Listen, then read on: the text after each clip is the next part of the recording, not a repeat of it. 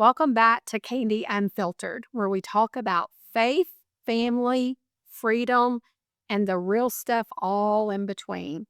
Today's episode is one that's close to my heart, and I know it will stir yours as well. My guest is someone I deeply admire, someone who's been in the trenches not only as a mother, but as an advocate and a warrior. Missy Bosch. Missy is a fellow contributor for Arkansas First News, a wife, a veteran, a homeschool mom, and the author of a powerful book, Crashed But Not Broken. In it, she shares her family's harrowing journey through her daughter's rare diagnosis with CNS HLH and how they chose to fight rather than fold. We're diving into advocacy, homeschooling, the cost of courage, and how God uses the most painful parts of our story to prepare us for battle. Whether you're in the middle of a fight for your child's health, their education, or their future, you'll want to pull up a chair for this one. So grab your coffee. It's time to dig in. This episode is brought to you by Pretties and Grace, a faith-based boutique offering high-quality home decor and gifts at prices for every budget. From stunning vases and greenery to statement seasonal pieces for every holiday, plus the sweetest gifts, they truly have it all. Pretties and Grace has 3 locations, their main store in the heart of downtown Benton, along with shops in Malvern and Fayetteville. You can also browse and shop online at prettiesandgrace.com. A huge thank you to Pretties and Grace for sponsoring this episode. Welcome to the podcast, Miss. Thank you. It's so good to have you. I love coming on with you. Well, It's always fun. yes, thank you. Well, we've done a few things with Arkansas First together, and yet him on my podcast and Arkansas First Reports. Yes. And you are just a wealth full of knowledge and such a fighter, and so we have a kindred spirit together. So let's just kind of dig in with your story that sparked it all, which is your daughter's diagnosis with CNS HLH. Can you tell everyone exactly what that is? So CNS means central nervous system, and HLH is a big scientific word, hemophagocytic lymphohistiocytosis. And so when she was, we were homeschooling at the time, and we had just moved from Hawaii where we started homeschooling.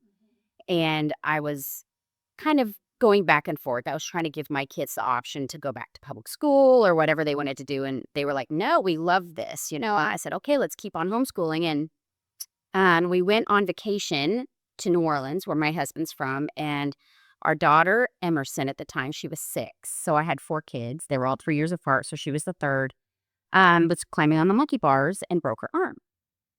And within a week, actually, within a few days of breaking her arm in New Orleans, she started having these weird throw-ups. Right. And we didn't know what they were. She's like, I got a headache. And then she'd get a crazy look and she'd throw up. And so when we went back to Virginia and got the permanent cast on, we were like, something's wrong with her. Like, would you check her for concussion? And they were like, she doesn't have a concussion, We're like, okay, we just want to make sure. Well, weeks progressed and she kept getting these really weird bouts of throwing up and headaches, and she'd fall asleep and the headache would be gone when she woke up. And so at that point we went back to the military doctors, and they were like, this has nothing to do with the broken arm. We've tested her concussion. We don't know what would have caused this. Right. And because my husband was in the medical field at the time, he still is, but on the administrative side. And so we were not. Like, we did not know until later that when a child has migraines associated with puking, passing out, waking up, that an MRI should be done. But I kept doing my due diligence, taking her to the doctor. And so that was Easter weekend. And just a few months later, she was just terrible. We were taking her to the ER, and when she'd wake up from a nap at the ER, she'd be fine. And we were at the swimming pool one day, and I saw her get out of the pool and look around really confused. Mm-hmm. And I was like, oh no, she's going to throw up. Like, that was just what I thought. And so I dove into the pool and I swam across. I met her in the bathroom and I found her what I considered looked like a stroke. She was talking and throwing up, but her tongue was fat, like that sound that lit. Right. And I swooped her up, and she started twitching. And so I was like, call 911 when we get there. The ambulance comes. They can't pull her out of seizure. She went into a grand mal. And what was diagnosed, they kept her in a coma for 10 days to do testing.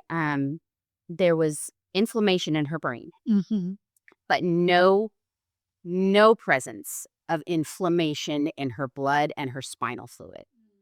And that's unheard of, because any kind of encephalitis or encephalomyelitis of the brain, there's some kind of marker. So they ended up treating her for a regular acute encephalomyelitis. They gave her steroids and all these different things. And I know we're not talking about it, but this is where my journey into researching vaccines occurred. Because I was a pro-vaxxer. We were in the military. I've been vaxxed probably 75% more than you have. Never had an adverse reaction. Right. I know that God was telling me something when she was little, though, to spread out her vaccinations.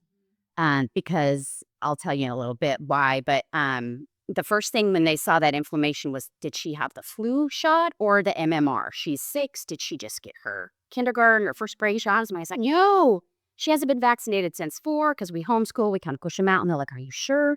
Because this is what it looks like when children get vaccinated and they have a reaction in the brain. So long story short, 45 days later, out of the hospital, we had done like 20 or 30 days of rehabilitation. When she was woken up from her coma, the left side of her body, it was kind of tight. And her brain was very slow. And I talk about this in my book. As she progresses, as her brain starts to speed up, it was almost like she went from the state of infancy back up to a 6-year-old. Like, I would hold her and she'd act like she wanted to nurse. It was like this. And I'm looking around like at the doctors, like, what is going on? It's so strange. So strange. And that was the Children's Hospital in Virginia, CHKD. Now, we were military, and there just happened to be a pediatric neurologist at Portsmouth. So we were transferred over to them for continuing care. And instantly when we went home, we saw her declining. And we kept calling and trying to get MRIs and all these things. And finally, they gave her some steroids, and it hurt her right up. But I just didn't feel comfortable. And so we ended up changing our insurance with the military so we could choose a doctor. We went back and we did more testing and more, I guess, things that they thought she needed. And this is what the whole book is about. Like, from the moment of her birth, and I talk about, I felt like Satan was trying to get her. And that's really, people don't understand that. But when you have a child that is always near miss, you realize this is like Final Destination. That movie, like, something is after her. Right. And so we would do plasmapheresis, and they had her height wrong, and they pulled too much blood out, and she would pass out when they'd start the machine, and more inflammation would happen. Like, it was just crazy. And so another couple weeks in the hospital, and we had genetic testing done, because the neurologist was phenomenal, Dr. Tor. And he was like, something is going on. And so genetic tests came back of what they thought to look for. Right. Because this is still unknown. They just can't put a name on it. And we end up going home on a steroid dose, like a tapering steroid dose. And when she was doing really well, and we were going to therapy, and we're doing all these things, well, at the same time, because there's no diagnosis, my husband and I are in medical journals. We are researching. Yes. And I came across hyperbaric oxygen. So we started to do hyperbaric oxygen therapy, and boop, like, the inflammation started going down, and she was doing really well. She still was using a walker and able to use trunk control and stuff. But the minute we dropped those steroids, it just all fell apart again. And so within the span of a year and a half, we end up back at CHKD. More inflammation has happened once the steroids. And I just, during this time, I was on my knees like every day. Well, everyone's got their Christian opinions or non-Christian opinions. And I was like, God, I cannot pray anymore. I just can't. I'm done. And this is what you have. You either heal her miraculously or you find us a cure. because there's no other options at this point. Right. And so when we were at CHKD that last time, and it was Thanksgiving time, we got approval to go to Boston because we knew that Boston had more money than any other hospital for research. Right. And so right before we left, Satan intervened again, and we went into an MRI because they wanted one last MRI of everything, because we were only supposed to go for 2 weeks to Boston for a diagnosis. And the MRI, they used propofol, which was like every other, sedation. But this time she woke up with body spasms, and nobody really called them anything. But our pastor at the time, I'll call him Pastor Randy because my husband's name is Randy as well, went and saw her and he prayed for her. He's like, it looks like fire ants are all over her body when she cannot sit still. And so no one used any words of what was happening. And I'm just sitting there for hours with her. Excuse me. And the first time I left her side, just as clear as day, God said, Missy, these things only come out from prayer and fasting. Mm-hmm. That's exactly it. And I was so offended because I know the Bible, and I know that that verse referred to the man who threw himself in the fire. Right. And the apostles couldn't do anything. And Jesus like, hey, this, you have to, pray and fast. And I said, well, most Bible versions say that he was possessed. And I was like, she's not possessed. That little kid is the most holy roller of all of us. Like, she just loves Jesus. And so in the week that we were waiting to go to Boston, they were giving her different medications and it was slowing her spasms. We finally get the plane ride to Boston. And every single morning when I woke up, Missy, these things only come out from prayer and fasting. And I'm like, God, stop telling, like, literally, I'd never fasted in my life, but I was like so mad at God for continuing. And every day he told me. And so we get to Boston and it's Thanksgiving and all the doctors are on vacation. But the one doctor was like, hey, we've got an opening for a PICC line, because you need all these blood work. So they want to do a PICC line. And in that sedation, she comes out with terrible spasms again. It just sparked it back up. And so within the span of 2 weeks, they were like, well, you're here for testing. So we're still going to put her in a brain biopsy. We're still going to do spinal fluid, all these things.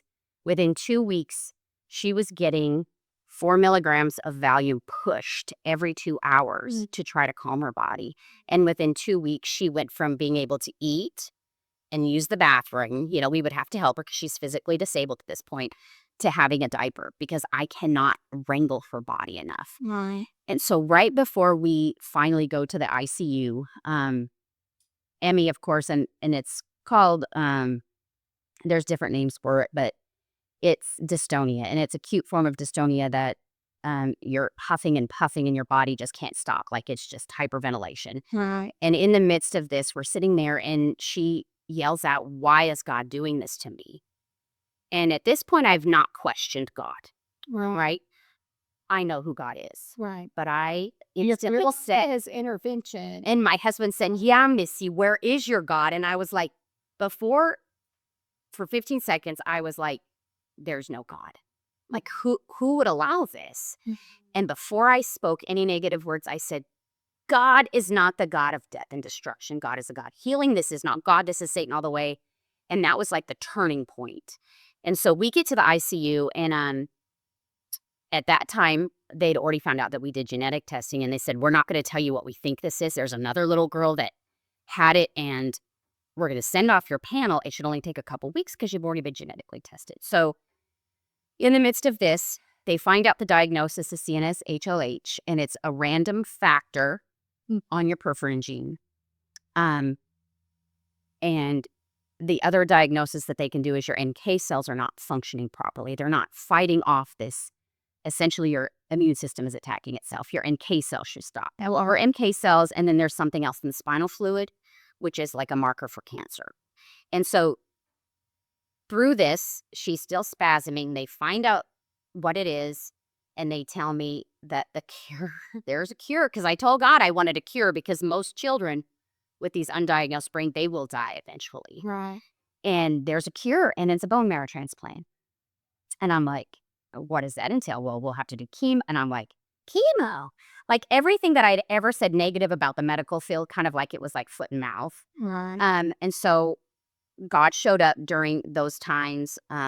Some of the medicine, the chemo that they gave her beforehand, calmed her down to almost a complete state of like lethargy. We were able to go through that. But then Satan comes back, right? Every time, and she gets every virus that you get when you're immunocompromised. And praise God for the nurses that never said, oh, 100% kids usually die if this virus gets in the lungs, right? And that's usually what your immunocompromised kids and people die from. Well, we were getting ready to do this special T cell thing, and all of a sudden she woke up and the virus was gone after so many weeks. But one thing after another, the viruses caused her new bone marrow transplant, which my older daughter was the perfect match, started failing from the virus. And so by the time we left, she was 50% my older daughter and 50% herself, which is crazy. And it's called chimerism. She essentially was two different people in her blood. But during that time, her spasms were so bad that we'll go back to the go pray and fast. She was intubated right before her bone marrow transplant, and her body was spasming with that, and she couldn't fall asleep, be sedated with medication. And so my husband had gone home to be with our other kids because they were being watched by family and friends. And I heard someone say, hey, we're going to do a prayer and fasting for 7 days, and if you want to join us. And I was like, well, God keeps telling me to pray and fast. And so I went one day. It was like 20 hours, and I was just famished at that point because I'd already lost probably 20 pounds because we just sat by her side. The stress just was gone. And so I made it 20 hours, and I was like, I'm so sorry, God, I can't do it anymore. I got to go eat. But the next day, a doctor walks into the ICU, and he says, and every day I ask, what caused these spasms? This is what happened. This is what we saw. And finally he said, hey, did you ever check to see what kind of sedation they used? Because there's this thing called acute, I don't remember, pyramidal, extra pyramidal effects that can happen with the body. And I was like, and I looked at him, right? I said, well, I've never heard that. And God said, go look it up.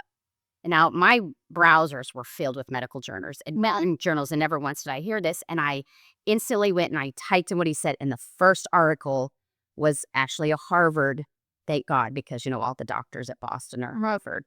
And it was like about a man who got sedated with propofol. He woke up with spasms. Over the course of like 30 to 45 days, they dissipated, and there was a medication to give that would calm it. Well, she was at this point having these pulses in her because of the sedation. Her body was just in a constant state, even while sleeping. And I said, you've got to use propranolol, right? Well, they had already given her other medicine similar. And I said, no, I want you to use this. And the first time they put it in, her body just calmed. So I said, oh, praise God, it's over. Well, when they extubated her, the spasms came back. And then I said, hey, another one is Benadryl, IV Benadryl. So they gave Benadryl and it stopped. But every 3 hours, they came back, every 3 hours. And so fighting doctors. When you guys went through, to get to a diagnosis, you went through a couple years. Yes, it was 2 years just for the diagnosis. And the miracle of that in itself was that if we would have pushed to go to Boston, let's say 6 months to a year after she was sick, there was no diagnosis yet. But waiting for that 1.5 year mark. Right. When we showed up, that was already the other little girls that turned on her genetic mutation of the same kind had the flu. The flu turned on her HLH, and she went 3 years of just declining. And finally, the parents said, send us to the NIH. And by the workings of God, a pediatric neurologist had been at Boston and went to go work at the NIH and was just sent to a symposium overseas. And the CNS HLH popped up at their symposium. So when she went to the NIH, they said, we're doing genetic testing. We think we know what it is. Right. So by the time we got there, she had already gone through her bone marrow transplant.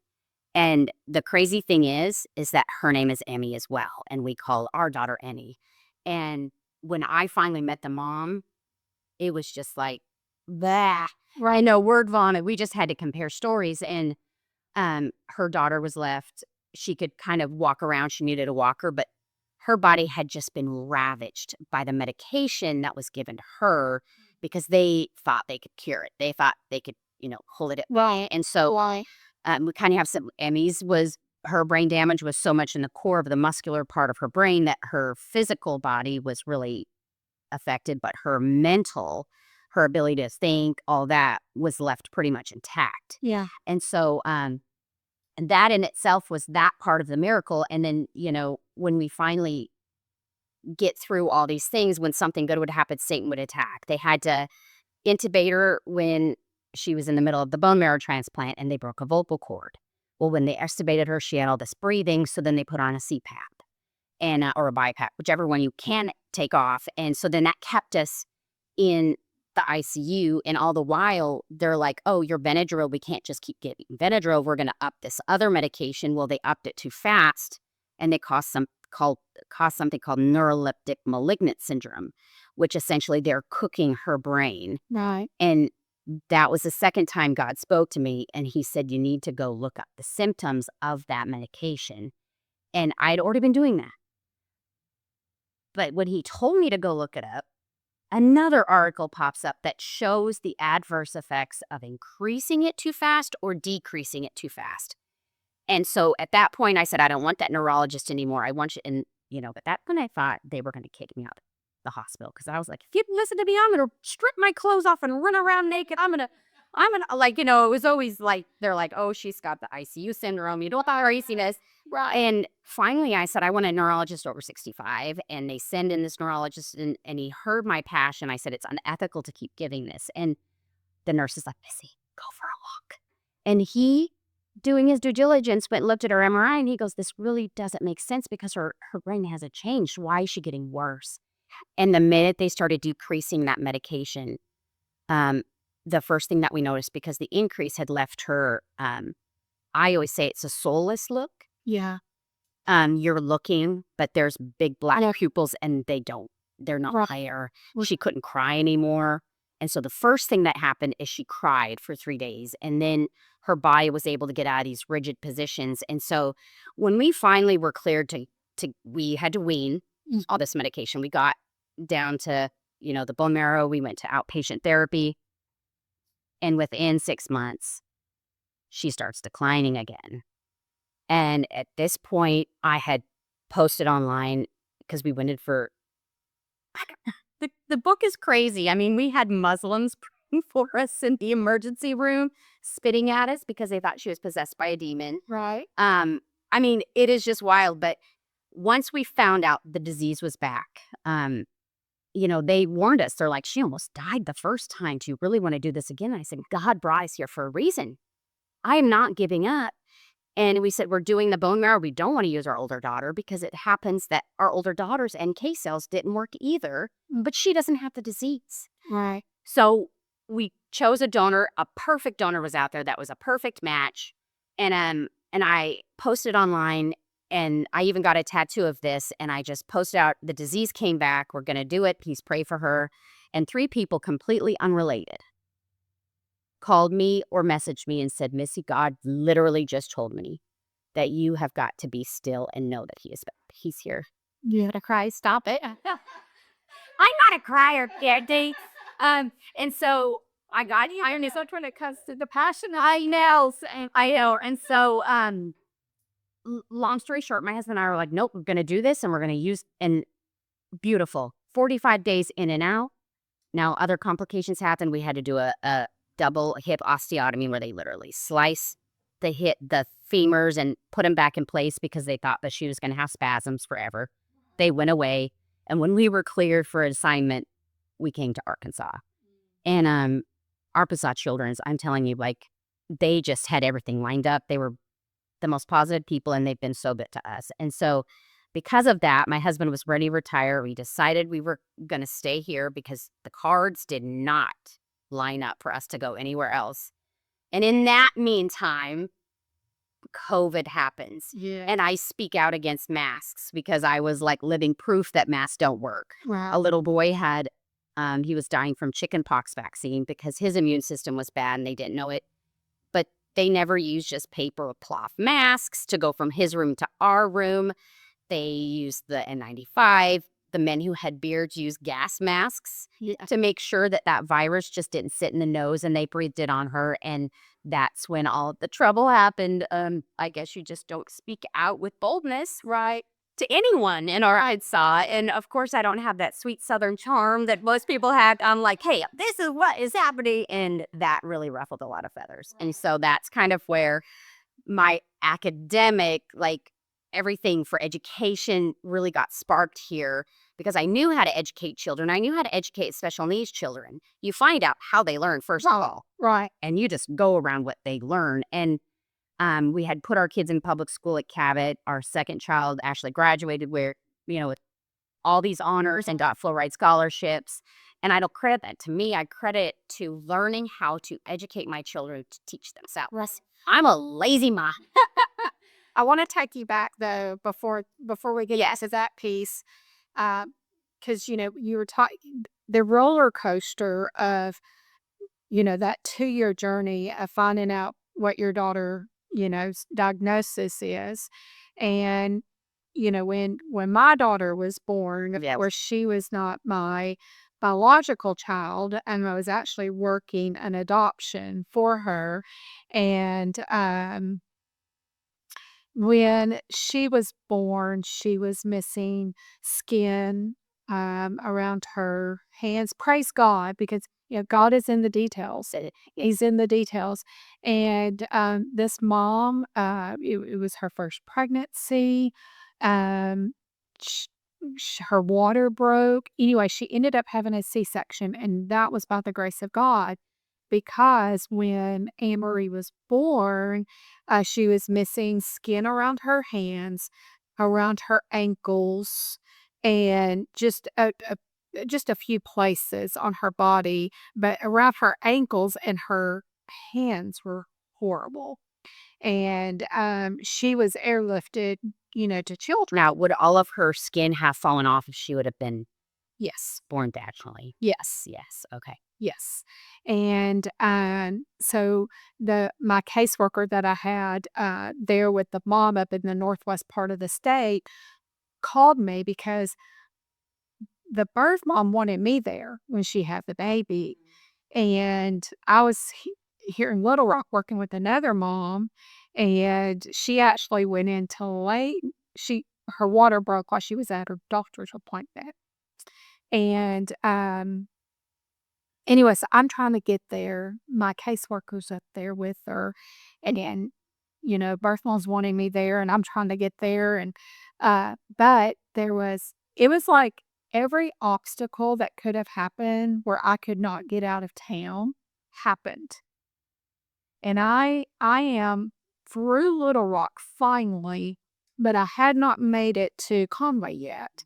And I get a call from my caseworker, and she's saying, something is so terribly wrong, and they're airlifting the baby to Children's. And I said, well, you give her a big hugging kiss from me, but I'm going to go meet at Children's. I've got to figure out what's going on. So I actually got to Children's about the same time that Angel One was landing. And so, I just think about Missy, you going through 2 years of what's Unknown. that unknown. What's going on with my daughter? I mean, this is not normal, and just the what that does to you as a mom. And we had when I go in and I see her, it was just devastating. Like she's missing skin, and what is this? So, um, the as as they were running tests and bringing in specialists and all this, the doctor tells me, he goes, well, she has what's called epidermolysis bullosa, but we need to figure out which form and which subcategory she's in. And I'm like, you know, okay, that's the skin. Yeah. And I'm like, so can you like break that down in layman's terms to me? Mhm. And he goes, this is what he said to me. It is the absolute worst thing as a human being you can have. Oh. And I'm just like, now, mind you, I have adopted parents that I have to go relate this to, Right. you know? Yes. And I was like, okay. And he said, and depending on what category she is and then what subcategory, I mean, she's not going to have a life. I was like, So now what are the chances yeah, of people wanting to adopt? right, right. Well, and I was very close with this family as I typically am with all of my adopted families. And, they hung in there for a couple of weeks while we were waiting. And that couple of weeks was, yeah, I can't imagine what you went through for 2 years because to me, just just we had about 3 weeks, almost a month of waiting, and it was And it's the it longest. is the longest period, 2 weeks, 2 years. And your mind goes everywhere. Oh, yeah, and Your mind is all over the place. I always reference during that time when Emmy was kind of stable, I did a Bible study, Beth Moore's, James, with the local church, and, um, he talks about between the rains, Mhm.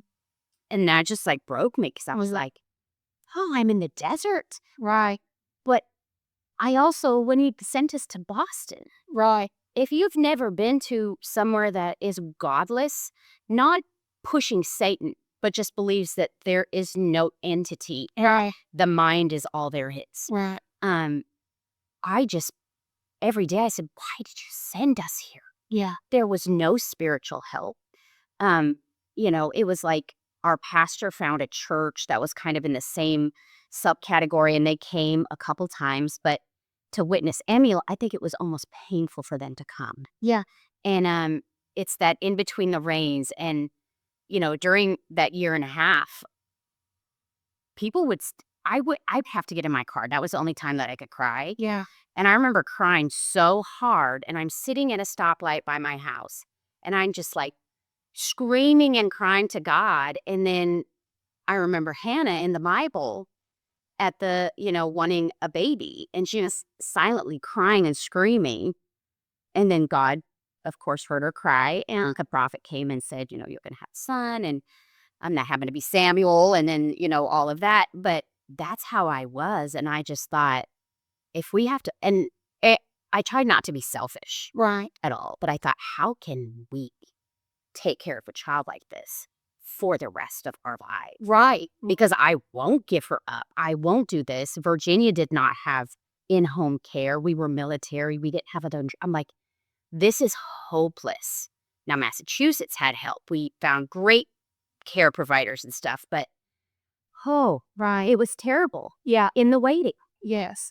About 2 weeks into, and we were just waiting on the confirmation that it was epidermolysis bullosa, and they were there every day with me, the adopted parents, and there was just this one day, and they were the sweetest things, and they lived in an area of Arkansas, and I'm doing all this research. 'Cause you get into research mode. Oh yeah, I'm doing all this research, and I reached out to the Deborah Foundation, Cincinnati Children's Hospital, because those were the specialists in this, and asking questions, and just me as who's handling this case being so overwhelmed, right? And I walked in one day, and I just put my arm around them. They're standing at her bed, and they were very simple people. They did not have the means really to care for all the medical that she is going to have, or that we at the moment had assumed that she would have to have, which she did. But we're just going by assumptions at this. Yeah, you're thinking it's going to be. Yep. Well, we're told that she would never make it out of the hospital, that she'll die. Right. She's not gonna make it. That's where they had left us, and I told them, I said, "It's okay if you can't do this, because God will provide." Now, I had no idea at the time God is gonna provide. But, I felt so inadequate, and, but months of being in the hospital, we learned her diagnosis. And at one time, I actually got connected with a family who, out of Oklahoma, had a son with epidermolysis bullosa. And I'm just like, because your mind is everywhere. Well, what exactly is that life look like? Right. You know? So they agreed to come up and meet me at the hospital and let me meet their son. And when they walked in with their son, it was just breathtaking. Of To me, of like fear. Like, I don't know who could do this but a saint. Now, was he wrapped up everywhere? Oh yeah, Like yeah, burn victim? yes, was yeah, because yeah, that's my daughter, and actually he had a trach, and um, so I'm looking at him and I'm going, this is going to be this poor girl's life. Yeah. And now, mind you, 2 weeks in, I'm meeting him. She has not been picked up, right? Mm-hmm. Like, no one has picked her up They're afraid to. and left her. And yeah, and I went in. I've been researching, been on the phone with Deborah, been on the phone with Cincinnati Children's Hospital. Yes. I ordered some things. We went in, picked her up, put her on that way, and they were like freaking out in there. And I'm like, She needs. that's why I said, this child needs love. Yeah. This child. And they were so fighting against me. Yes. And I'm like, and tell me all the things that could go wrong. And I'm like, well, you're saying she's not even going to make it out of the hospital. Let's love her till she Right? passes away. Like for the Now, she had flatlined multiple times. And, it was, but when you are going through this as a parent, you begin to do all of that research.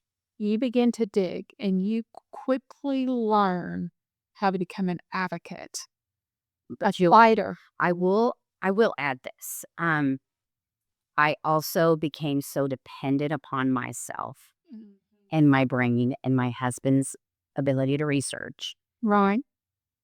that it was almost like I was pushing God out of the equation. The time kept going so long, and I kept thinking, well, if he was going to heal her, it would be done by now.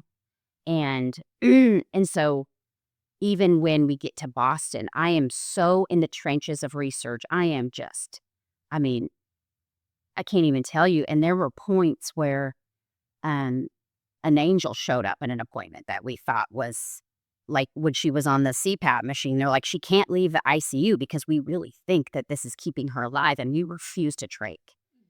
Early on, they wanted to trach her. And both of us instantly said, no way. Now, would that have saved her vocal cord? I don't know. Because, you always have hindsight. But I do know that they would have never stopped giving her the medication that was causing Missy Bosch as well. And I am so glad we did because they said, well, we'll just drug her. So you can take her home on a trach and you just drug her all day long. And I'm like, who says that to parents? Yeah. You just sedate her? You just let her be sedated all day? Mm-hmm. And so we just flat out refused. And we went to a family meeting. We had them every single week. And they were trying to decide what to do with her because we had to get her out of the ICU. We were in the ICU for almost 300 days in the same room. And I praise God every day that there was a bathroom in our room because there were people with the curtain rooms, there were people without bathrooms. And so in this meeting, they had called in, a respiratory doctor. Never saw her. She had never shown up. Now, Emmy had 25 specialists at one time because they had all these diagnoses and all these diseases. I had never seen her before. And she showed up and she said, hey, wait a minute. Has anyone done a sleep study on this poor girl? And they're like, oh, no, we can't do it. We can't do it. The nurses fought it the hardest. They loved Emmy so much. And they were like, if we take her oxygen away, what if we have to intervene? What if this happens? What if her heart fails? Because at that point, she also had broken heart syndrome. Her heart was fine when we left Virginia. They had just done an angiogram to see about the inflammation. 100% heart. Just within 3 weeks, she had this heart failure happening on part of her heart. And one doctor finally came and he said, it's not a disease. This is what we call broken heart syndrome. There's no reason for it. She is extremely sad. And so the nurses were really worried. And so that night they did the sleep study and they took that machine off. And lo and behold, she stays above 90% all night. But they realized that that loud noise is her vocal cord. She's grinding and it's just kind of rattling. And so right before that, though, I finally said, God, I'm done. Nobody can live like this because I know her mind is there, but yet her body is she looks like the exorcist. I mean, at one point I said, okay, well, maybe she is possessed. And I was like praying over her. And I'm like, oh God, march around the bed 7 times. The walls Jericho or fall into everything. And that's always where my brain would go because that's what she looked like. The medicine was causing her body to literally flail and just peak up. And I mean, it was just terrible. And her tongue was hanging out and laggy. And I posted on her Facebook page. I said, I'm done.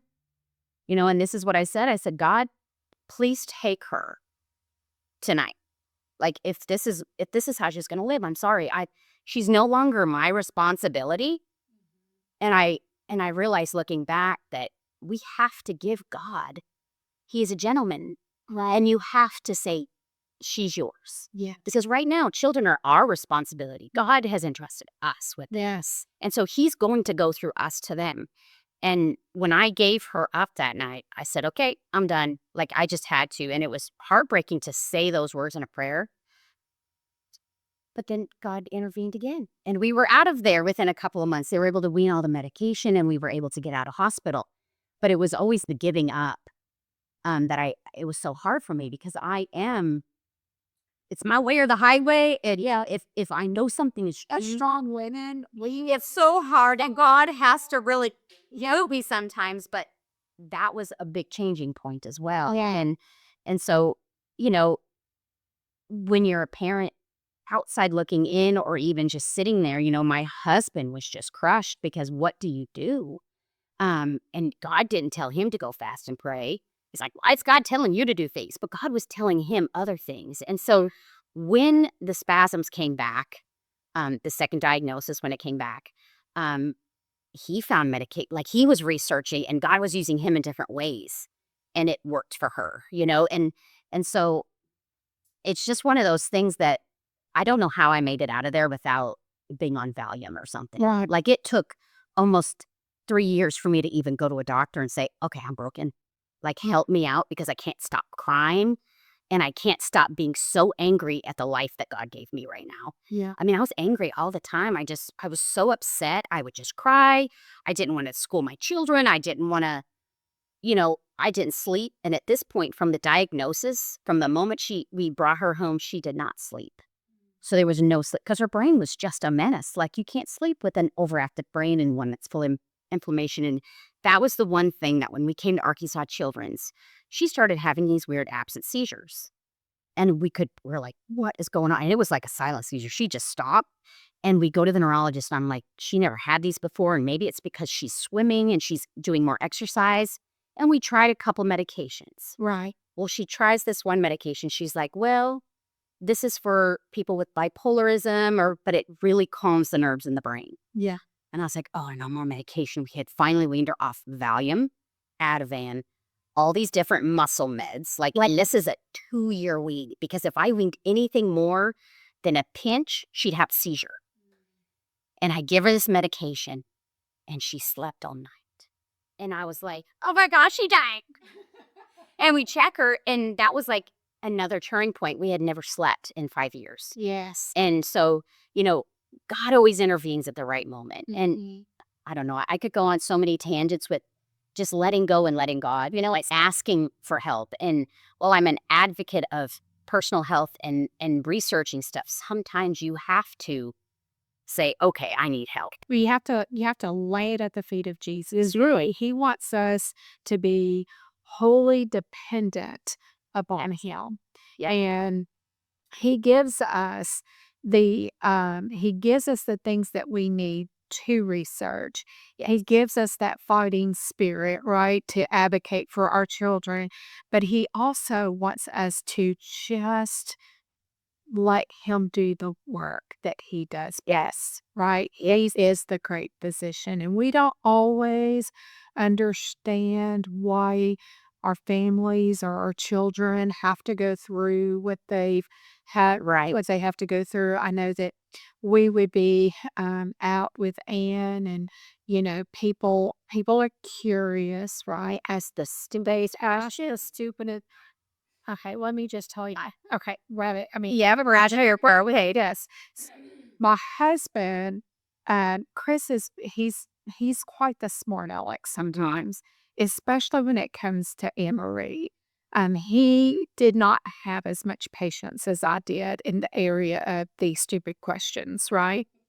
And so people would the questions and the comments that you would get, and I would just the things that would come out of his mouth. One time we were eating dinner and we were at a restaurant, and the waitress asked if she had got bit by spiders. Now, All over goodbye. that's right. Chris goes, yeah, she got tangled up in the whole damn web.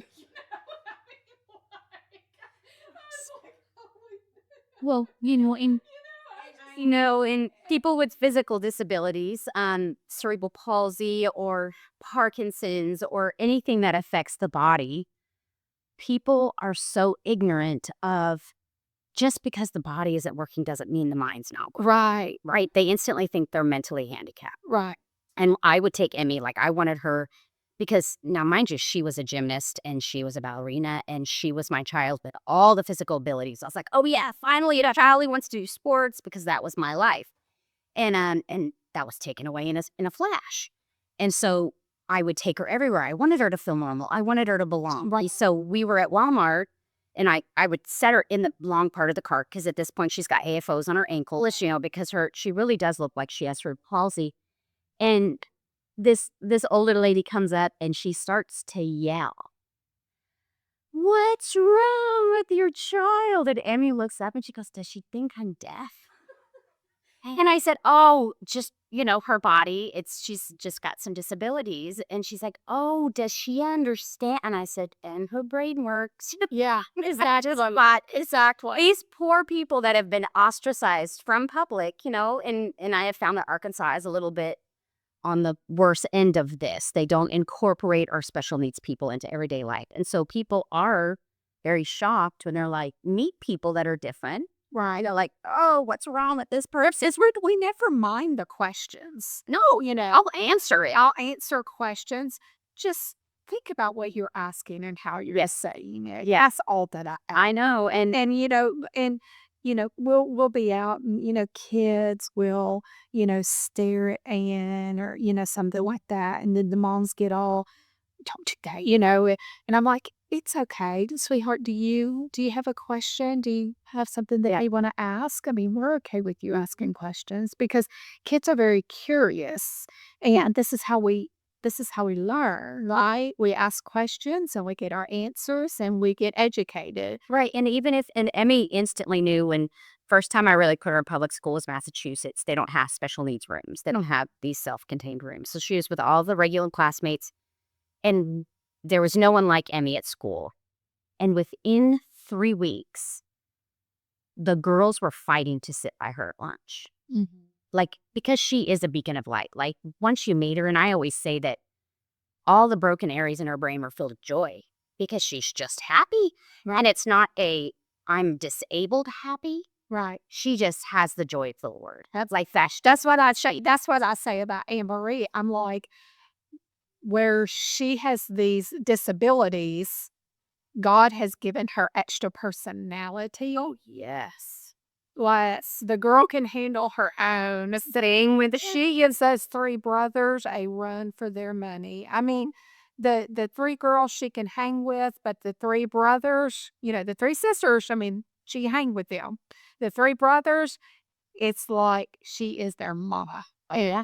Oh yeah, that's how Emmy is. She rules our roost. Yes. Yes. Yes. And so The wife according to yes.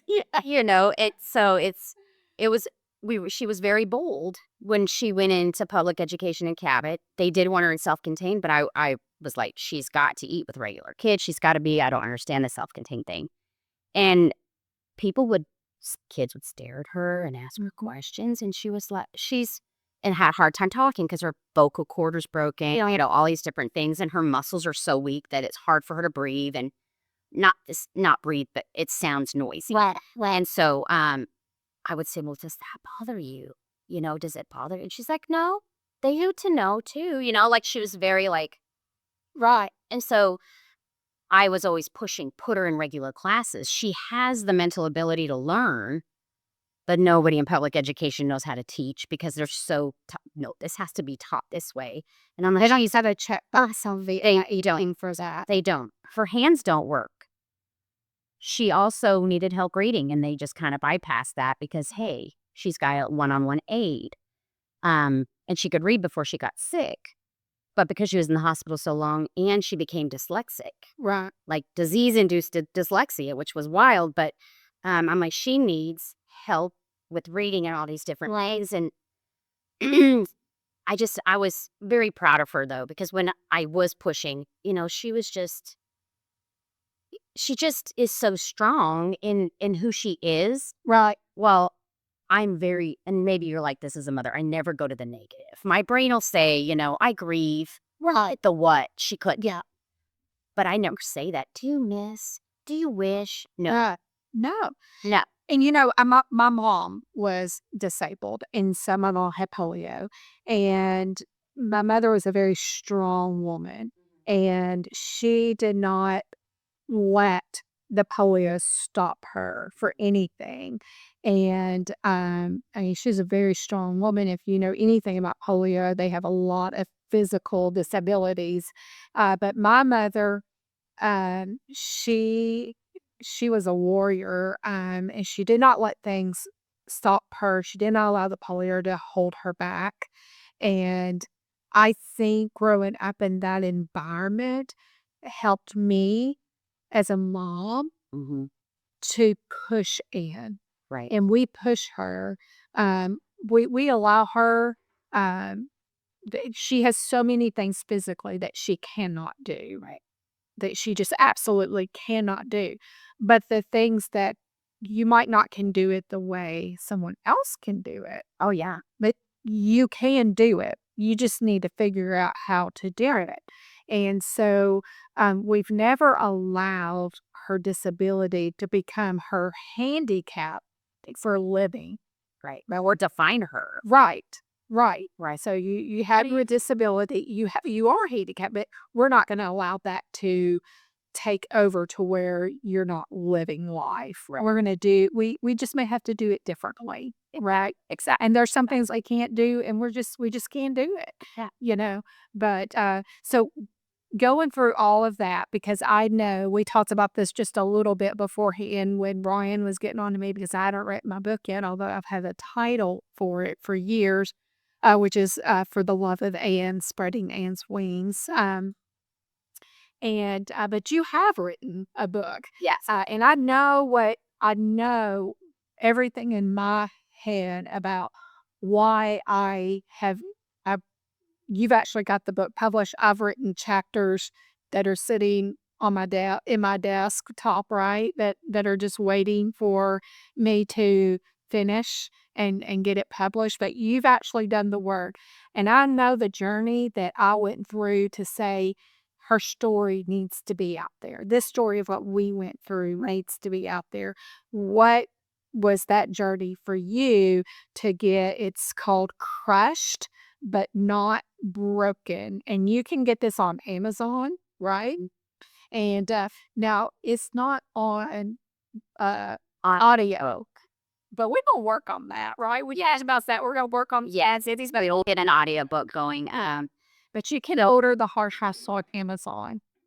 The thought came to me first and foremost because it was an unknown disease. And every time that the neurologist, Dr. Gorman at Boston, he was the autoimmune research doctor that was the one that diagnosed, I would say, are you publishing these findings so other kids can get help? Because the doctor in Virginia, he had told me, I have dozens of kids with unknown brain disease.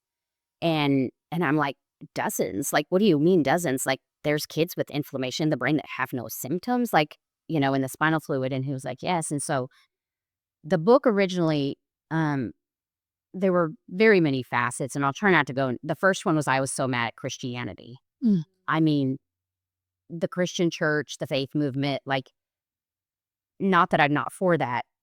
The words that came out people's mouths were so harming to my spirituality. Yeah. Well, maybe you don't have enough faith enough. Maybe your husband hasn't prayed. Maybe he's not the head of your household. Maybe you're all these things. And I'm like, maybe God is punishing her because of your sin or her sin. And I'm like, who wants to worship a God like that? Yeah.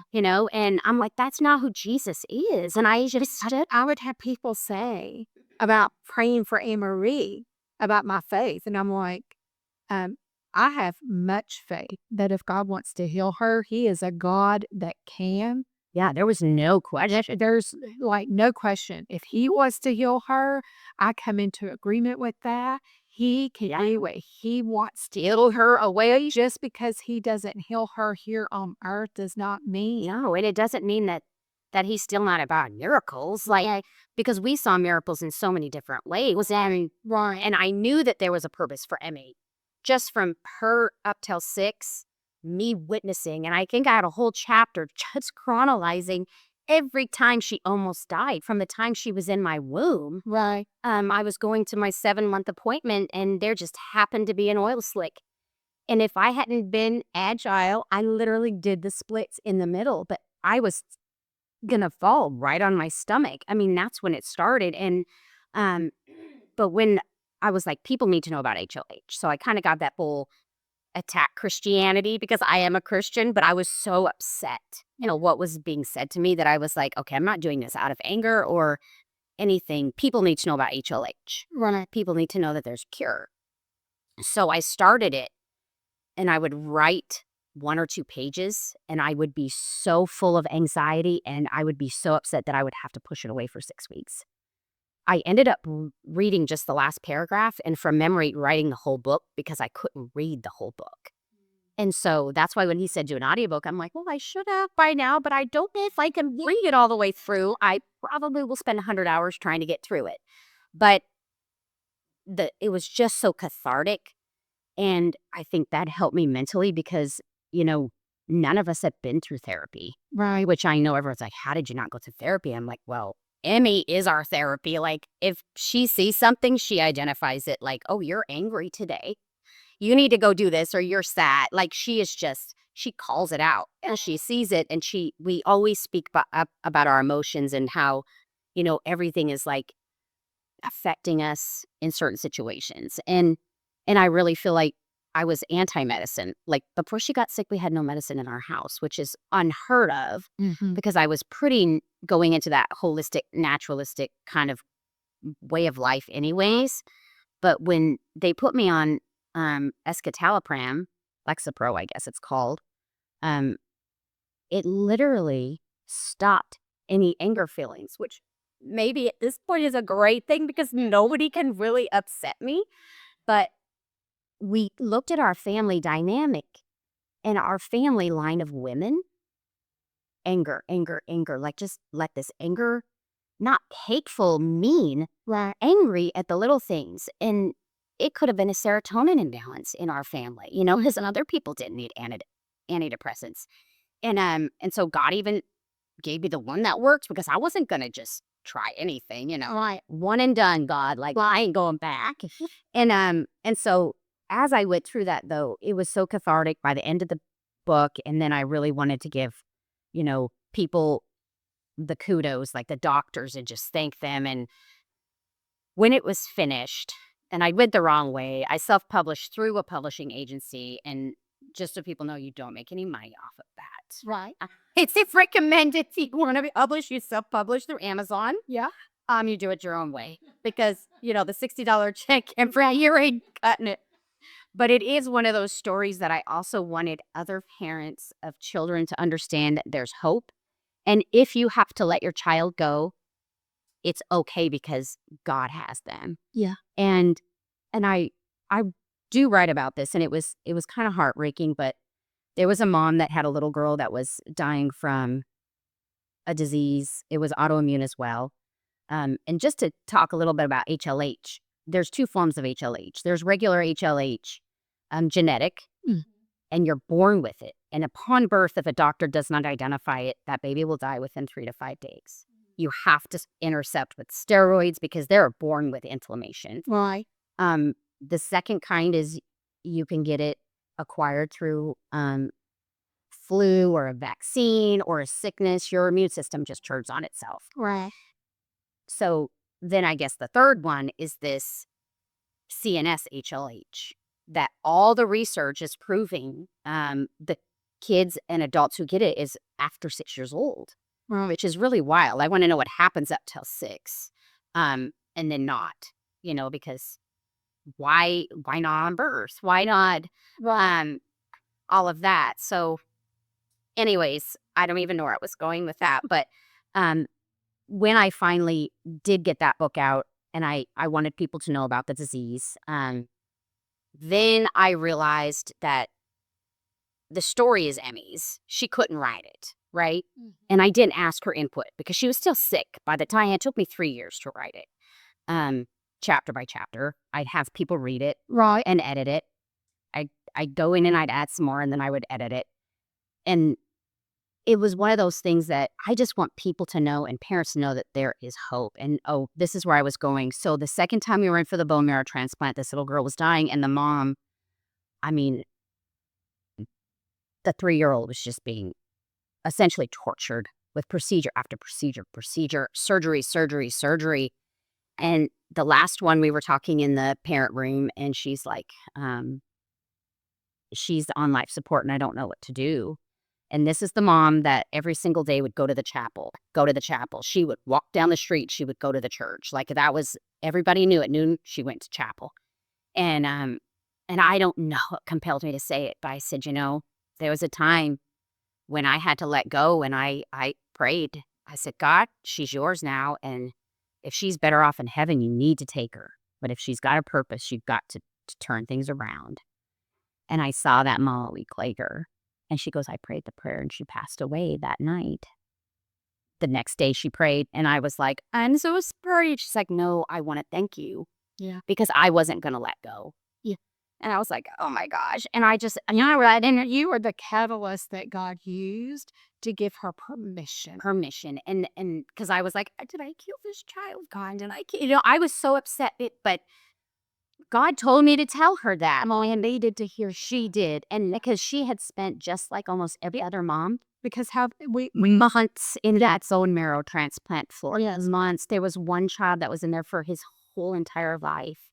And I was just like, but she said thank you. And that's where I think it was so important for me to understand the role of leadership and who's in charge of the family. And, that boundary that we cut God off when we're like, no, I'm going to do it my way.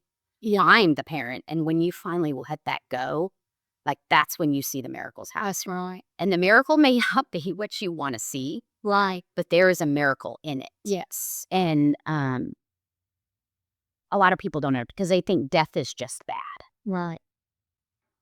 But they're with God. Take me out back. Like, I want to be with Jesus today, So, but there's a purpose in everything. And I know that, and it may not be revealed on this earth. That's right. But it will be one day. And so that's kind of where I keep my hope because I know Emmy. Like, Emmy's changed so many lives. I had people on her Facebook page. I haven't been to church since I was 12, and I went back and rededicated myself to the Lord. I have forgiven people that hurt me. I didn't talk about any of that, but her story of just being relentless and worshiping God in all of this, because we took her back to church. She just raised her little hands to the Lord. She just loves worship music. And that's all people need is to see it's okay to question God. Yeah. It's okay to say, why me? But it's also okay to worship through the storm and the pain. Like, that doesn't mean God isn't real. Like, at first I was very, how do I praise God when my child's dying? Aren't I a woman of faith? Mm. And that wasn't it at all. It's how you react to the situations. Nothing on. We're not promised health and wellness and all these things. We're just promised essentially that joy of the Lord, right? And to be with Him one day. And so I stuck with that because it was okay to say, I went and prayed last night and today's worse. It's just not better. And my prayers aren't being answered. Like, I don't know what to say to everyone. But just to stay relentless on that. Yeah. That it's okay. I know God has a plan. I know and every day I look at Emmy when she drives me nuts because she is like, I call her the little tyrant of our house. Mhm. She knows where everybody is, what everybody's doing, and what everybody should be doing. Her and Anne Marie could be best friends. And she keeps us. And I thought, That's what we say. If you want to know anything that's going on in the house, if anybody is at, go ask her. Yep, she knows. And that's, it is going to be tough. I thank God that Chatty call her grandma. we call Emmy grandma too. Because she's like a little old bitty out there telling Bubba what to do. And she wears your little blanket, because she's cold all the time. Anne does that. She gets up every morning. She's got a robe on. And she goes and she makes her coffee and she sits at I taught one of my really good friends, Alana. Anne goes and works at Alana's shop. She owns the corner downtown boutique. And I told her, I said, because Anne told Elena that it works better for her to work in the afternoon. So she can sleep in. Well, no. I told Elena, I said, well, that's because she's a grandma, And she gets up, she's got her robe on, she has some little ritual every night. She fixes her cup of coffee, she gets her little sausage and biscuit, she sits at the end of the table. It takes her about 2 hours. And I said, all she needs is a paper and a cigarette. I know it, Andy, we had her in a hippotherapy. Her daily 8 p.m. shows up at 8, wakes her up, and she's like, stop turning on the lights. And I'm like, one day a week you have to wake up before 10. Like, please just stop being mean. These people don't want to take care of you. You guys are so mean to them. But she has her way, and that's how she wants it. And she wants everything nice and calm, and she wants to relax and watch her movie in the morning and then get up and have breakfast. I mean, it's so funny. Let her be. And that's what I'm just like, that's who she is. We do afternoon appointments, nothing before 10. Right.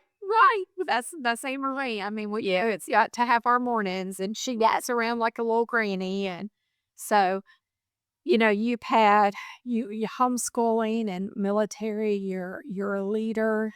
You're a warrior. Never asked for it though.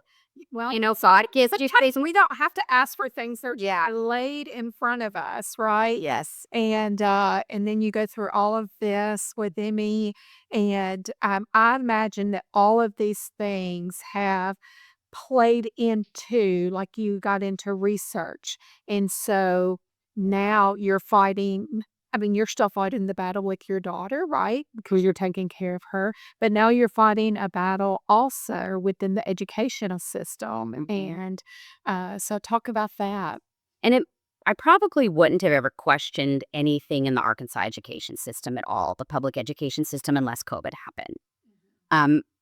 Because I'd never been a public educated parent. I chose the curriculum. I did everything the way that I wanted my kids to do or they wanted to do. In Massachusetts, it was only for 6 months that Emmy went, and it was keep her reading, keep her, Right. her faculties moving. Right. And so if it wasn't for that, I wouldn't have researched policy. I wouldn't have researched law. I wouldn't have researched education requirements for self-inclusion. I wouldn't have done any of that. So, hey, thanks, COVID. Well, it opened a lot of people's eyes. It opened a lot of our eyes. COVID is what sparked me to do a lot of research, medications and Everything. Vaccinations, and it really got me fired up into what we do with Arkansas First. And Right. And it was just a fire in my belly. And my husband thought I was crazy because I could not shut up. Yeah. This is wrong. This is wrong. This is not look at the evidence, look at the data. And so when I spoke out about masking, all of it just rolled downhill from there. The school refused to look at anything. My son would bring home a book with a dead body in it. That was a very well-written book, but it's for a college level. Right. These things it wasn't adding up. And so everything just would burn that little fire a little bit greater. Right. And then I got to the point where hey, why is this happening? I wasn't going to be nice anymore. I was like, nobody's answering my emails. And if they do, it's so like just standoffish. And so like they can't do anything about it. And so then I researched, oh, well, yeah, school districts have their own power Yeah. to change that curriculum. They can even create their own curriculum, and they can ask for approval of curriculum that the state has, like all these things. And so when the school district just refused, a whole group of parents were like, let's start a charter school. And so we had gone through the process of starting a charter school, public charter, 100 kids, specifically to be inclusive. There would be no self-contained classroom. There would be no, oh, you're so physically disabled. It wasn't going to be a special education school for the kids that are in the community-based classroom. Of course, we weren't equipped to that unless we had a teacher coming for that. Right. We were going to do almost like the one-home schoolhouse for certain grades with a classical curriculum that you can teach according. If I have someone that's at a 5th grade level, 3rd grade, 2nd grade, I can still teach to all those levels based on the curriculum. Right. Because I did it for years. There's a lot of good curriculum out there. And so it actually got denied because of a few things they could not wrap their head around, not having a special education classroom, a self-contained. And they just said, so it's going to be a special education school?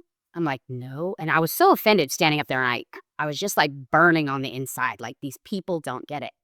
And then there was this whole thing with separation of, I had a board, I had a finance director. The bills would actually come to the school, and then they would approve the bills or whatever, right? And they were like, well, there's no, you need someone else in between you and the board. And I was like, it's a small school. Why would I need a finance officer on top of my trained finance officer on the org? She will be auditing and doing all these things. And they were like, well, find a better way to do it. And come back next year. And I was like, okay. And I thought, well, no, these people never get it. I'm not going to apply again, And so going through that, these crazy people came at the woodwork, which then I was like, why are people attacking me for identifying things that are going wrong? Right. And I realized that there's just it's really a herd mentality. I graduated from the school. My child's going to graduate from the school. Right. They had never left Cabot, or, there was just all these things. And Yeah. I don't know that because our town in Montana, Howley's different schools. The schools rivaled. You go off to college, a lot of people would not come back to Montana because it's so small. You have allegiance to your college team, but not these schools. And the town is built off of the school. That is their main. And I thought, oh, we got to look at this a different way because they think I'm trying to bring it down Right. instead of build it up. Yeah. And so a lot of things that we're finding, though, across the state, I've just been, whatever's online, that's supposed to be online. You go into all these different districts and you realize none of them are doing things correctly. And there's so many laws, though. If I were running that school, I couldn't keep up with all of the things that needed to be done because the government is so big. Yeah. You need to have a check mark for all these little, you need almost a staff of 15 just to keep up with the state require. Right. And so I give them grace. Like, I realize that, man, they just don't have it because of that. But anytime you post something, and I don't know if you get it, it's attacking. No, I'm posting for children. Right. It has nothing to do with the staff. The staff are not doing their jobs, and not about the paperwork. Let's just get down to the basics. Mental well-being, bullying, Right. drugs. And you've uncovered in a lot of your research and written on some of the issues within the school system with bullying. You've uncovered some. Well, there's a whole law on it, and when bullying occurs, a report should be written. Right. And both sides, both children's parents are supposed to know what happened Right. and be given this report. Right. And what we're finding across the state is if someone claims bullying, the bullied child, if they stand up for themselves, are also being labeled as a bully. It's null and void. It's not a bully incident. They both get suspended. Right. And Right. these kids are afraid to claim that they are. And there are little mean kids in this school Mhm. and all the schools, not just this school, but all schools that are taking advantage of the fact that they're not going to get in trouble. Right. And I hate to say it, but they're just mean kids. There's just kids that they're not properly trained better. I don't know. It's an avenue of being able to point something out on someone. It doesn't have to be race. It doesn't have to be sex. It could be your hair's different colored, or you walk funny, or hey, you look like a prime victim. And I'm just going to say something mean to you every single day. And it could be once. Right. It could be something with one of those factors, and that's considered bullying, and it's just not being taken care of. Right. And so schools don't want to hear that, though. School boards don't reply to my emails.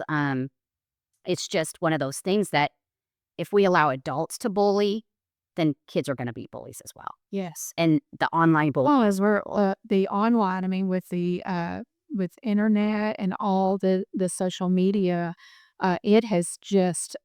I just think back 20 years ago and where we are now, how bad the bullying is, and the kids mimic what they are seeing at home, and it's just, just this week alone, seeing in Arkansas where parents are fighting in the hallways, in the gym, in the parking lot. Like I've seen this week alone, and it's only Thursday. It'll be the weekend when this is released, but today is where you're recording. It's Thursday. I've seen 3 videos, different parts of Arkansas. 4 with parents fighting. Yeah, we had someone in Cabot, a coach, post that parents are bullying the teens that ref and ump these games. The parents are bullying the kids. Yeah. And they have to be kids. For certain they ask for children rest. Right. And these kids are like, we don't want to do this. Why would we want to do this if we can't even trust the adults that are in the grandstands from yelling and cussing at us? Right. Like, I'm just doing my job, and I may not be perfect, but I'm doing as well as I can. Well, we've got from keyboard warriors to Yes, now it's physical. now it's physical, face to face, and it's just it's out of control. Yeah, and I think that's also what kids don't understand, and I don't think adults do either, because what happened when the audio of me was released in the little snippet saying I was going to shoot a school or whatever, right? It was a whole broad conversation, and it wasn't that I was going to, Right. which was instantly cleared. But when the superintendent trespassed me, and then I was clear, he refused to take the trespass away. And what he did at that point was call the FBI before he called the police to call it terroristic threatening. Before the police report was ever out, right? Right. I didn't have a gun. I didn't show up to school. I didn't do anything. I didn't have a car, and I didn't run it through. Like, there was no evidence. Right. And these people, when they call your place of business to try to get you fired, which they did after that, they called my husband business trying to say that I was a crazy person going to shoot at places. That's their livelihood. I am my child's primary caregiver. Right. I have given up a career. I have given up all these opportunities to work whatever I can from home. And for them to call the FBI, and what if the FBI was like right to my house and arrested me as the primary caregiver? I mean, that would have been a lawsuit in itself. I probably would have Right. pushed that way. But people do not realize what they say, what they do, what they post online, instead of being to your face. Back in the good old day, you walked up to someone and you're like, hey, did you say this about me? Right. And you confronted it head on. Right. I have a friend that does that, and it's a beautiful thing to see. And she's a little tiny thing, and she will go to people and she said, did you do this to me? They can't handle this. They can't handle the confrontation of, not a confrontation where you're ready to throw down, right? But it's, let's get to the truth. And people shy away from the truth. I was thinking just the other day, thinking about all these fights that we're seeing, and where we're at in the world, and and God's word tells us that it's going to be this way in the last days. Yeah. So people will become lovers of themselves. Yes. Right? Mm-hmm. kids are going to turn away from their parents. Yeah. And you're seeing that. Yeah, I've been seeing where, young adult kids are basically divorcing their parents and not having anything to do with their parents. And it's not just, and I know that there are some situations where you need to distance yourself, you need to separate yourself, but it's becoming a trend. Yes. It's becoming a trend, and I think about that, how, that kids are gonna turn away from their parents. They're gonna be disobedient. And whatever the trend is, it was aforementioned in the Bible. That's Whatever the reason is. And um it's and it's scary to think that out of all this, and if we backtrack to homeschooling, at first I homeschooled because I wanted them to be smarter. Mhm. Within a 2-year time frame, I'm like, I want them to be godly, Yes. to be good in character, Right. to be good stewards in the earth, Right. to take care of people. And I think And try to earn truth. always search for truth. That was always to the core. That was one. Even if you have to apologize. And that's what I mean. That's one of when we know school, it was about learning the truth of God's word and the truth of who you are. Yes. And I've never regretted, No. not one moment. Could we have done things better? Or I'm sure. Yeah. I'm sure. Yeah. And I think it would have been done way better. And when you are wrong, apologize. Yes. You can admit you're wrong. It will save not only heartache, Right. but a ton of money. Yeah, which people have realized. Yeah. Just say you're sorry and be gone and be done with it. Yeah. That's all I want. And so, when you teach your kids, and one year when I pulled my youngest out, I took him to the woods, and for 3 months I taught him how to cut down trees. I'm tomboy. Yeah, thank God I was not raised in the time where, oh, you act like a boy, let's go ahead and take you to the doctor because my thing might be Marv right now. Right. Because I was beating up the boys and I was climbing the trees and I was like, I can run faster than, you know what I mean? So I go out to the woods and I teach him for 3 months because I am a barefoot in the dirt kind of gal. Yep. And it was so good because just being able to teach him, hey, just problem solving and to just simple things that our kids are so disconnected with. Right. I can tell just by homeschooling for a few years with him, because he was in and out of school because of Emmy's diagnosis, that when you're with your child all day, the character is completely in contrast with the world, Yes. with the kids that are publicly educated. Yes. When things happen, like Emmy, they're so compassionate to their sister. Yeah. They're compassionate. They don't even think twice when they see a disabled person. Right. They don't stare and gawk. They don't, none of that. Yeah. It's just because this is normal and this is life. Right. But the big thing is the integrity. Mm-hmm. Our children, and now I was raised totally different. Don't drink, don't smoke, don't have sex, and don't. Right? Never why. And I'm a why person. Well, why? What are the adverse reactions? Why not smoke? Why not do drugs? Why not do all these things? Please just tell me why. Why?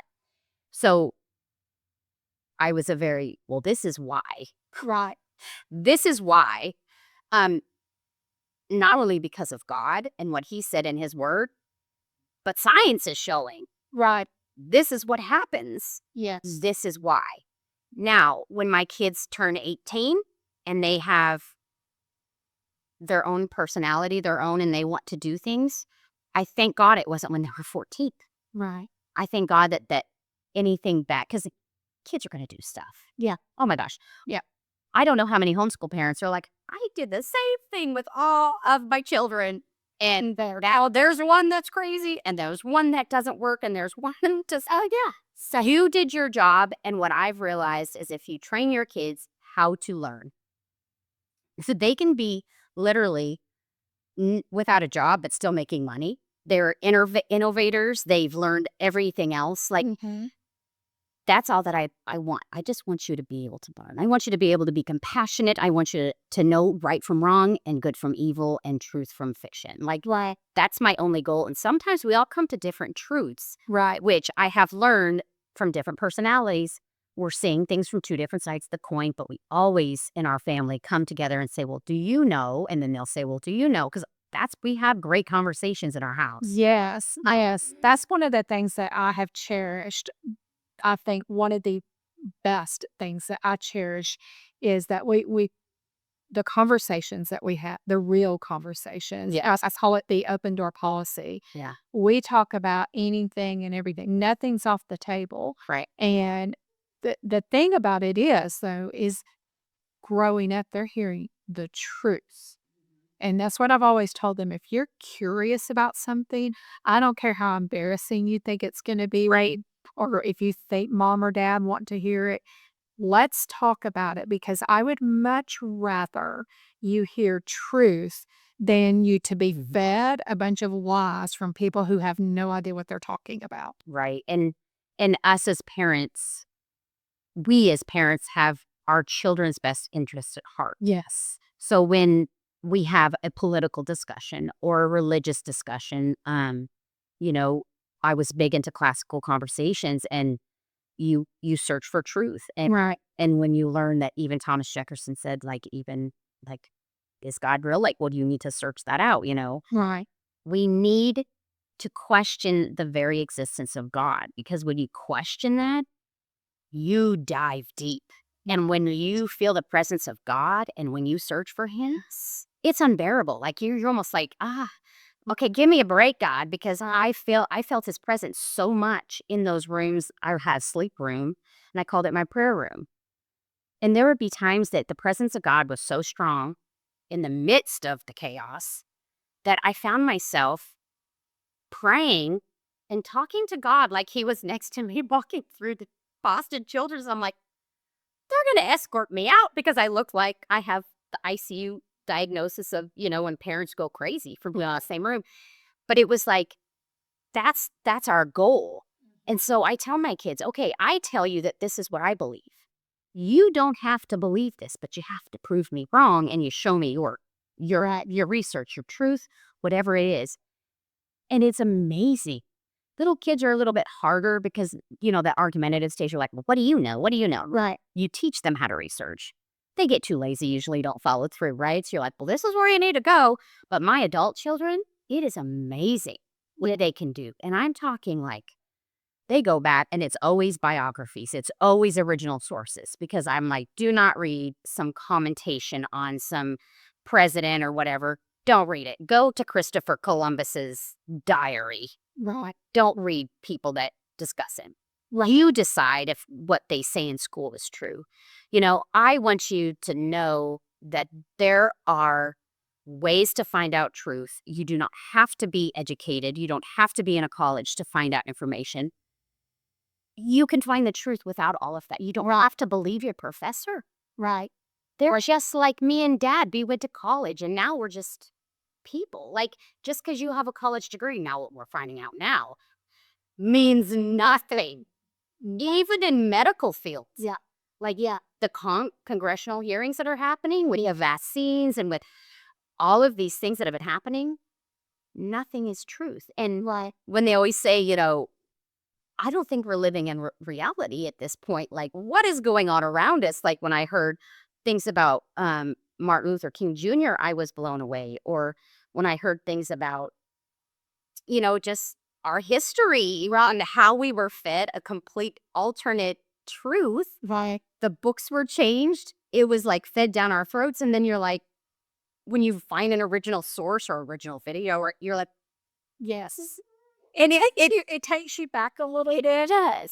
Because you're like, that is, First you deny it. I've heard this before. But then you're intrigued, because with me, I find the more that I have researched into truth, when I hear something for the first time and you're like, well, I better go down that rabbit hole, because what I often find is that little bitty snippet that I just saw, there's a lot of truth in that. Yes. And that I have told God over the past 4 years since COVID, because a lot of things in my brain just kind of exploded wide open.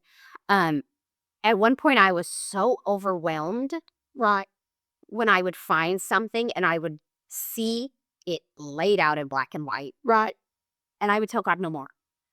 Please don't reveal anything else to me, because I almost need a good year to digest what I'm learning. Yes. It was overwhelming because you think, oh, I went to school, I went off K through 12, I went through college, I went to college 3 times, I went to the military. This is what I was told. Even military information. I'm just like, they were my boss. Why would they want to do that to me? Right. Why would they want to inject me with that as as just to see an experiment? Like, oh my gosh. Mm-hmm. And now I'll be like, okay, God, I got to take some time out here. Like, please, just like, let me digest just this. Because when it overcomes me, then my family's like, okay, Missy, Right. you're cut off. Right. You know, I'm wild down there. I had my family say that, like, Mom. Yeah. Oh my gosh, we could just keep talking about this. We may have to do a whole nother podcast on some of the rabbit holes that we've gone down, and we've spent some really good time together. I really want to encourage you to get Missy's book again. This is the book right here. It's called Crushed But Not Broken. And there's Emmy up there on the top right before she got sick. This is your family out here. In Hawaii right before he went to Virginia. Yeah. Yeah. So you can find this on Amazon and Anywhere online. yeah, anywhere online. Okay. And so make sure to pick up her book. But you know what I would really like, Missy, we have women, we have men too, but we have, women that, watch this podcast and maybe they're advocating for their child with education. Maybe it's a child with, sickness and they're trying to, go through that or whatever the case may be. Because, we as women and we as mom, we're thrown with a lot of things. And sometimes you feel like you're by yourself on an island. Yeah, sometimes you don't. You feel like you're all alone. Maybe it's you're fighting for your marriage, whatever it is, but they feel overwhelmed and underqualified. I would really like for you to speak to that mom, to that woman, and give her a source of encouragement before we end today. I think when you think you're underqualified or not qualified or so far from what your child or your spouse or your family member or even yourself needs. Yeah. God will provide at the very moment that you need it. Yes. Whether it's just like Moses, he couldn't speak. Yeah. But guess what? He had a brother, and his brother was a great orator. And, there's things that where I am weak, he is strong.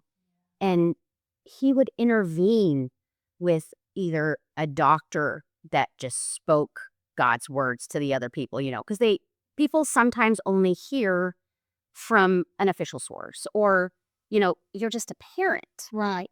Right. Okay, God, so if they won't listen to me, please bring someone into my life. Right. Please show me, please open my eyes, shut my mouth for a while. Yeah. So I can hear what you're trying to tell me. Because I wasn't a doctor. I knew how to research, but I didn't know how to research medical journals. Mm-hmm. And through my husband's education and then through just forcing myself to do it and God's grace, you start realizing, okay, I can do these things that seem impossible, because with God, all things are possible. We're not alone. Right. And what's really hard as women is to go out there and ask for help. Yes. And when we were here in Arkansas and we got home health, I was like, no one else is raising my kid. No one else is helping me do this, and everyone's like, it's time. Yes. Like you can use someone to help you with Emmy. My back was failing. My knees were hurting. Like I was just in pain all the time. And as women, I think because of the way society is now, we really do carry, it's the women speaking out on education. It's the women advocating, because men are working, they're exhausted, they're tired. And I know it's still working women who do those things too. But when it comes to our kids, there's no stopping us, right? There's just something, the husband's taking care of everyone and the moms are like, bring it on. Like, as long as you got my back, buddy, I'll go out there and fight this fight. And I think as women, we have got to just ask God and then ask for help. Whether it's one personal close friend that you just reveal everything to. I had a friend that her name is Melissa, just like me. And I called her and I just crumbled in the ICU hallway and sobbed and sobbed and sobbed and told her what was going on and things with home that were going on with my other kids. And I just praise God every day that I told her how I was feeling because she was able to fix the things that I was unable to fix or get the help. Right. Because, you're just, sometimes it's pride. Sometimes it's like, well, I've got the money to do it. I'm not going to ask someone else to do it, but I don't have the time. Right. Sometimes we don't have the money, Right. so we need help. And that's been very hard for me because I'm so independent. But now I have found such a great group of people Yeah. that I'm like, hey, can you help me? Would you come over? Would you do this? And they're like, oh, I'll be there in a second. Yeah. And you learn to chip away at your pride, and then it becomes easier because we are a community. Yes. And we can't do this alone. I don't want the village to raise my children, Right. but I need the village to help me raise a child. Right. And that's what I think that we have to learn. Right. That's exactly Yeah. right. Those are good. Very good. Well, sweet friend, you may feel like your voice is shaking and your knees are trembling, and that you're walking through a fire. We've all been there, but I just want to remind you that, like Missy said, you are not alone. Uh, you're not. God did not put us in positions to walk life alone. He put us for community. That's one of the reasons of the church, and where he says, "Do not forsake the assembly of one another," because we need one another. He made us to be relational people, Yeah. and we need those relationships. We need that village. And so you do not have to walk this alone. He equips those that he calls. Sometimes I feel very inadequate, and I have to remember that he is the one that has equipped me. He doesn't ask us to be fearless, but he does ask us to trust him. Yeah. That we have to trust him. We have to lay it at the cross sometimes and empty ourselves and put it all on him, and trust that he has our best at heart. And he has our kids' best at heart. As much as we love them, man, he loves them so much more than we could even fathom. Isaiah 40:29 says he gives strength to the weary and increases the power of the weak. And there's been times in my life where I have felt so powerless and weak, but he's given that to me. And that's when you can only go, well, that only came from God. You were talking about how do you make it? Well, it can only come from God. Only from God. Um, if you're in the thick of the fight, for your child, just keep going. If you're questioning if you're the right one for the battle, remember, he gave that child to you. He didn't that child to a doctor. He gave that child to you. Now he'll send you where you need to go. Right. But he entrusted you with that child, and he has that child's heartbeat printed on your heart. And he's equipped you with what you need to battle for your child. He's equipped you for what you need to battle for your marriage, for your family. He's equipped you in every way. But sometimes we have to relinquish that control, right, which is sometimes so hard, and lay it at his feet. And as Missy said earlier, sometimes we don't get the answers that we want. Right. But we just have to trust that God knows best. Oftentimes I talk about the women that I work with, and I work with a lot of women who do feel very powerless. And, our story of Anne-Marie came from a mom who was in a place of hopelessness and in a crisis. And praise God that, and I thank him every day that he allows me to do the work that I do with women. And so I just want to invite you, if you think, I would like to really partner to help the ministry that Kandi has. Um, I just want to invite you if you would like to partner and help our ministry. It's abacharities.inc.com, where you can come alongside of us and partner with us. We'd love to have you partner with us on a monthly basis. But everything that we do is to help women be better and give them, it's life. We want them to choose life, hope. Our hope comes from Christ, and most of the women that I work with feel so hopeless and so helpless. And so it's a life, hope, healing. Healing comes through God. And then love, and we want to show the love of Christ. And if you'd like to partner with us, we would love to have you come and join us. Again, that's ABBA, ABBA, charitiesInc.com. Until next time, I want you to keep standing, keep praying, and keep showing up. This is Kandi Unfiltered. This episode is brought to you by Pretties and Grace, a faith-based boutique offering high-quality home decor and gifts at prices for every budget. From stunning vases and greenery to statement seasonal pieces for every holiday, plus the sweetest gifts, they truly have it all. Pretties and Grace has 3 locations, their main store in the heart of downtown Benton, along with shops in Malvern and Fayetteville. You can also browse and shop online at prettiesandgrace.com. A huge thank you to Pretties and Grace for sponsoring this episode.